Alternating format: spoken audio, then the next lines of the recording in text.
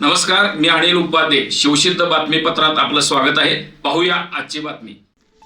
कोल्हापूर जिल्ह्यातील करवीर तालुक्यातील सरनोबतवाडी इथल्या महालक्ष्मी नगरमध्ये सोमवारी सायंकाळी 4 ते 5 वाजण्याच्या सुमारास घडलेल्या धक्कादायक घटनेत दिराणेच भावजेच्या डोक्यात हातोडीने वार करून तिचा निर्घुण खून केला असून त्याचा शोध पोलिसांकडून सुरू आहे. मिळालेल्या माहितीनुसार महालक्ष्मी नगरमध्ये अमर माहिपती माने यांच्या घरात भाडेकरू म्हणून राहणारा समेंद्र सहानी याच्याकडे त्याची 24 वर्षीय मणेरमाळमध्ये राहणारी भावजे रुक्मिणी धर्मेंद्र सहानी भेटण्यासाठी आली होती. यावेळी दोघांमध्ये शाब्दिक वाद झाला. वाद विकोपाला गेला. या वादाचे पर्यावसान हिंसक घटनेत झाले आणि समेंद्रने घराच्या दारातच रुक्मिणीच्या डोक्यात हातोडीने वारंवार वार करून तिला गंभीर जखमी केले. घटनेची माहिती मिळताच गांधीनगर पोलिसांनी रुक्मिणी यांना तातडीने कोल्हापुरातील CPR रुग्णालयात दाखल केले.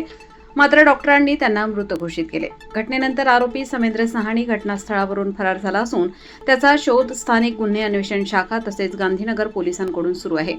घटनास्थळी करवीर विभागाचे उपविभागीय पोलीस अधिकारी अप्पासाहेब पवार, प्रभारी पोलीस निरीक्षक गंगाधर घावटे, सहाय्यक पोलीस निरीक्षक अतुल कदम तसेच गांधीनगर पोलीस ठाण्याच्या पथकाने भेट देऊन पंचनामा केलाय.